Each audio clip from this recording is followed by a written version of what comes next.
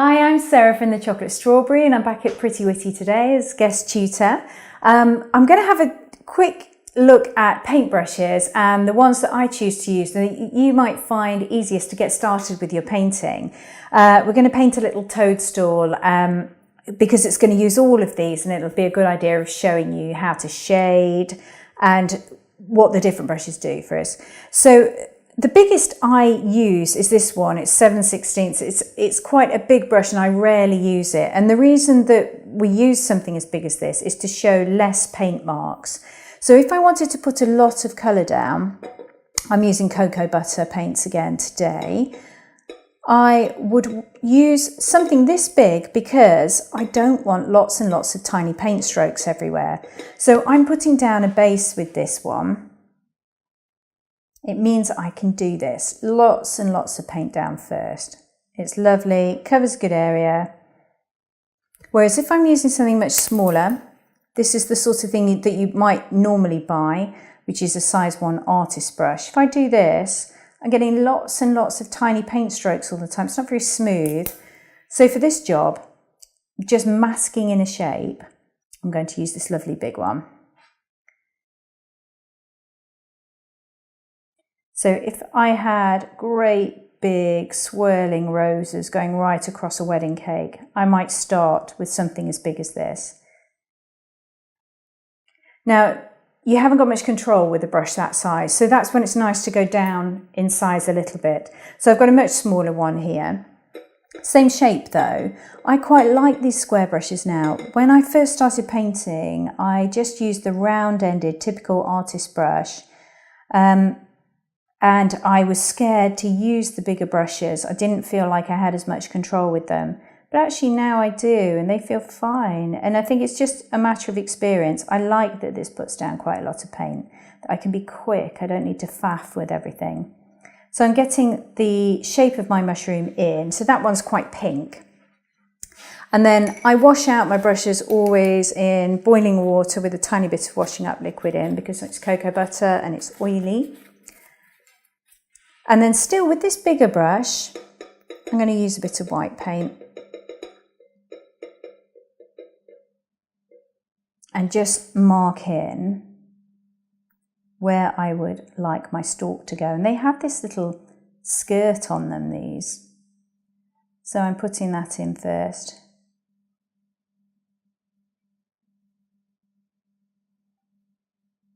And then a straight stalk.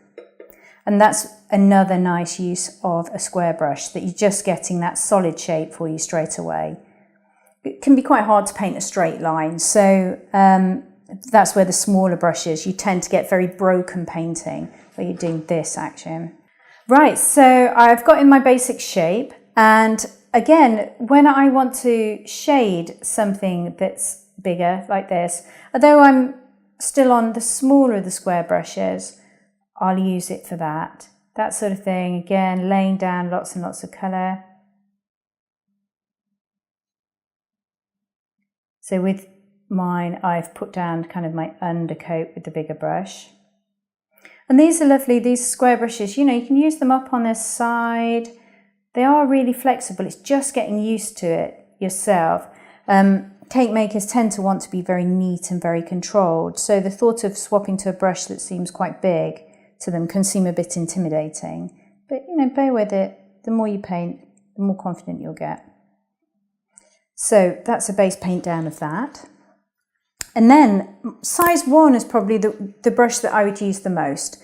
So it's round-ended, this one. It looks tiny in an art shop. It looks really big once it's on a cupcake or something like this. And I'm going to load the bristles really nicely with a good wet, and this is quite a grey paint in here, and I'll dot between this and the white. And it lets me have little controlled strokes when I use this brush. So you can be very precise. If your painting has become quite woolly using the bigger brushes, then that's when you can come back in with something like this and create a fine line again, really neaten things up. So I'm just making this skirt section that's on these toadstools look like it's got lots and lots of lines through it. And then this stalk can be just thicker. Thicken it. And now that my top's dried off, I can go back again to the square brush, laying down some colour.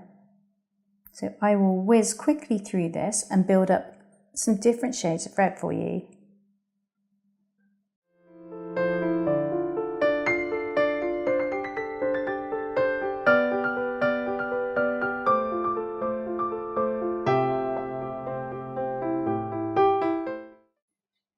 So as each section dries off, I can head back to other painting.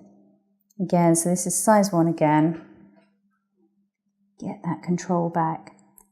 So as I was saying with where you've used a bigger brush, if it seems woolly around the edge, this is where the size 1 can just drag that back. Any of your round-ended brushes can just make everything finer.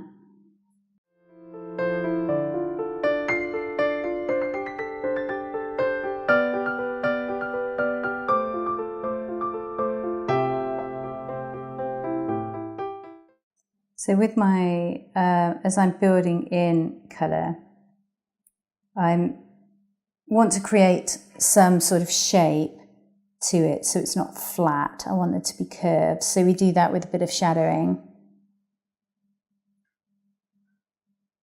Like this. Again, this is size 1 I've got for this. But again, if we want to move larger amounts of colour around, just need to dry everything off if it's been washed, but you can use that square-ended brush to really blend colour in so you don't get so much in the way of brush marks.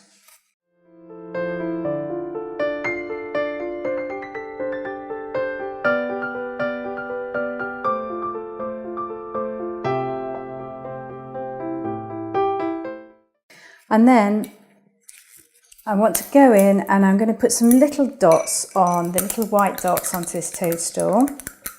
And for that, this is where you want real control. So I've got size 1, which is small anyway, and as long as that's loaded with plenty of paint, nice thick paint, it will just drop off the brush and it'll be really easy to use. But to get even finer work, I've got a 00 here. You can go down to as fine as a 400 if you like. It's just going to be getting to know your brushes yourself, what you like to use. You do soon get used to it. You will probably start with small and then feel more confident to move to bigger brushes. So I'm just going to mix up some paint. And then we'll put these dots on. You see, even though it's a relatively big brush, I can still dot in tiny amounts of paint if I want to do. And then as I move up the mushroom or the toadstool, some of these dots are a bit bigger. They always look they appear to be random, but they're not that random actually. They go up almost in stripes. And then this is where this lovely little brush can really give us some real control. And these are fantastic. These tiny 0 brushes are just great for things like fur, feathers, anything where you really want to get some fine detail around eyes, that sort of thing. Teeny weeny dots with just no effort at all.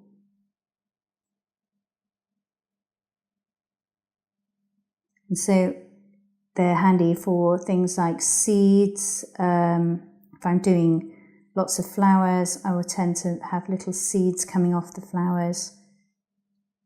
Just break it up, make everything look lighter.